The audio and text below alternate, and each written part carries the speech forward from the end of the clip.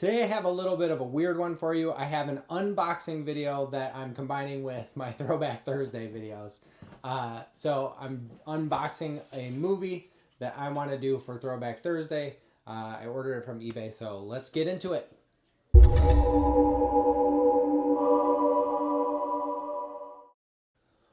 Welcome back, physical media fans. I have a Throwback Thursday for you today. That is going to be an unboxing video because I ordered something from eBay that I'm going to do for Throwback Thursday today. You might guess from the shape of the package and maybe the shirt I'm wearing that it is a Laserdisc.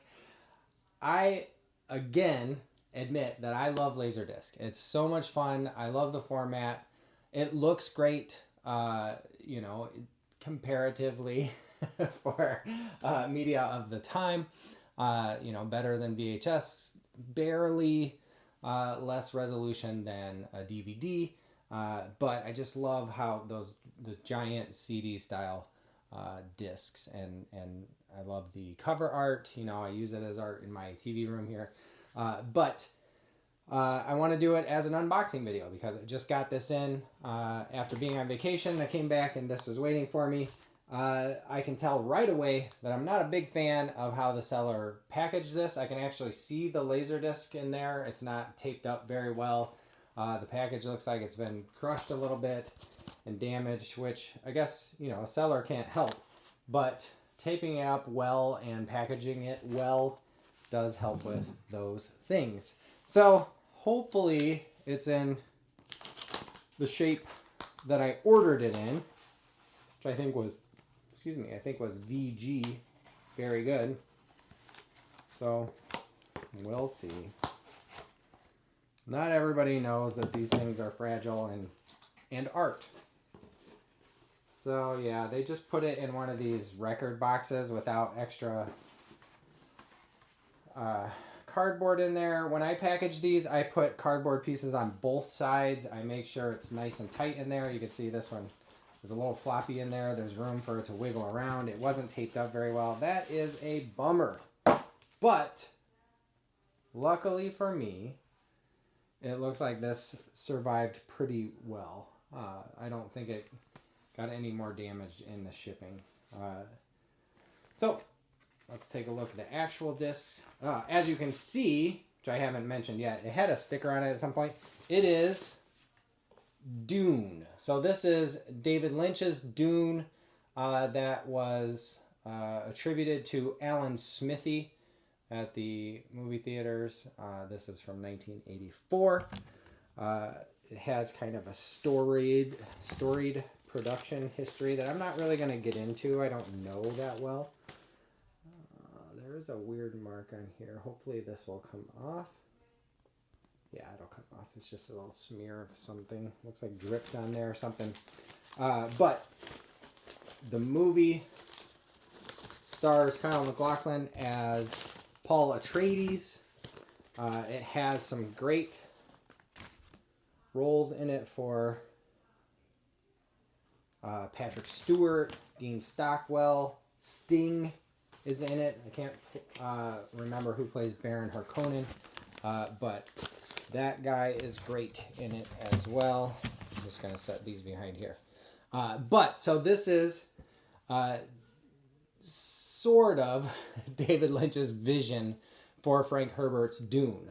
So he made an attempt to adapt this kind of deep sci-fi saga of a first book in a series with, political intrigue and whatnot, starring Paul Atreides or starring Kyle MacLachlan as a teenager when he's clearly not a teenager, but a lot of 80s movies did that. It's very common in the 80s. The story that I heard, and like I said, I haven't done a lot of research on this one, I just know that I like it, is that the studio interfered so much, David Lynch ended up taking his name off of it. It was originally screened as an Alan Smithy film. If you haven't heard of Alan Smithy, that is the name. I guess it's an acceptable name in the Directors Guild. If directors want to take their name off of something, they use this Alan Smithy moniker, this alias, to say that they don't want their name associated with it. When I first saw it, I saw Alan Smithy in the credits, but now it seems like everybody knows it's David Lynch. This actually says David Lynch in the credits on the back. So I don't know when that changed or why it changed or why it was Alan Smithy to start with. And maybe I'm remembering wrong. Memory's a weird thing. Our brains are stupid and weird. But I'm pretty sure I saw this as an Alan Smithy film when I first saw it. So it is not perfect. I'll say that right off the bat. If you've seen the more recent Dune films, Part 1 and Part 2, with Timothée Chalamet and Zendaya and a bunch of other people, Rebecca Ferguson, Jason Momoa, so on and so forth. Javier Bardem. If you've seen the film, these two more recent films that have huge budgets, they look beautiful to most people. I prefer a little bit more color, but I do understand the choice to go drab. It just seems a little like most films are doing drab, and maybe it would be kind of cool to do color, especially after seeing the documentary called Jodorowsky's Dune about the attempts for Jodorowsky, and I cannot remember his first name right now, to adapt this film, and had big names attached, and had amazing artwork for storyboarding and concept art and costuming and so on and so forth. That documentary is top notch. It's definitely worth a watch. When I first saw it, there was a friend of a friend who was like, "Oh, I'm really excited to see this movie." And I was like, "You're excited to see a documentary about a movie that didn't get made?" I really didn't understand it, but then I ended up seeing it in the theater, and I had a blast. It was awesome. It was super informative. To see Jodorowsky, talk about his vision and have this huge tome of a book of all the concepts that he wanted to fit into this psychedelic freak out of a film that he wanted to make.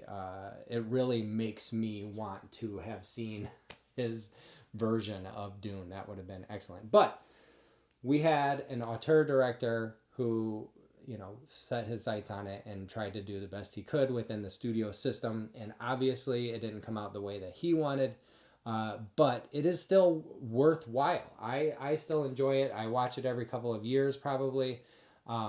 It's got, all of the beats that I expected from the novel. I've read the novel a couple times. I enjoy it quite a bit. So that stuff is in there. The casting is pretty great. It's got some great performances in it.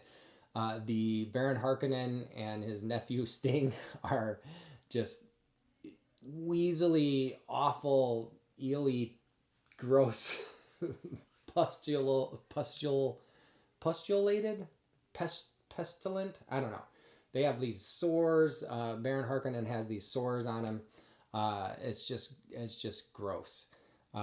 So it is definitely worth a watch if you've read the books. If you've seen the new ones, it is definitely a must see just to compare those things. If you haven't seen the other ones, start with this one. Why not? It's not, like I said, it's not perfect. It doesn't have everything from the book. It couldn't possibly, so it's not going to spoil that if you plan to read the book. I mean, it'll spoil it in that it'll tell you the story, but it's not going to give you everything from the books. But it is a ton of fun, and it is clearly creatively done with some early CGI effects. Max von Sydow is in it. I forgot about that. The dad from The People Under the Stairs, who is also in Twin Peaks, is in it. A collaborator with David Lynch. And let me see what the woman's name is. I cannot remember, and I feel bad. It doesn't say. It says on the back, Prophecy Theme by Brian Eno. I thought it said Prophecy by Brian Eno. But this is a longer film. If you're only into 90-minute films, this isn't going to do it for you. On the cover, Paul Atreides has a sandworm thumper to attract sandworms. And the sandworms are largely designed the same as these new ones with the, very expensive CGI budget. But these were done practically. So that's pretty cool. A lot of practical effects. And then, like I said, some early CGI stuff. But it is worth a watch. It is a lot of fun. It's not Eraserhead. It's not Lost Highway. It's not Lynchian. Really, it's more just a sci-fi epic that has some weird stuff in it. David Lynch's vision, or the one that he included in this film of the astronavigators, is very strange, especially their minds or their mouths. So it is definitely worth a watch. If you're a huge Lynch fan for those films that are described as Lynchian, if you're looking for an Eraserhead, a Lost Highway, his short films, and so on and so forth, this isn't really going to do it for you. There are only little hints of that in there. But if you are a sci-fi fan, if you are a Dune fan, if you are a Kyle MacLachlan fan, you're going to like this one. So I want to do that for my Throwback Thursday. 1984's Dune. It is definitely worth a watch. I actually prefer it over the new ones. I do like the new ones. I like them just fine. I tried to watch Dune Prophecy, and it was just a little too sluggishly paced for my taste. I didn't finish it. But I do like sci-fi epics, space operas, so on and so forth. So I appreciated this quite a bit, and I hope you will too. Thanks for watching this far. I plan to post another trivia video next week. I missed this week because I was on vacation, but I'm back now.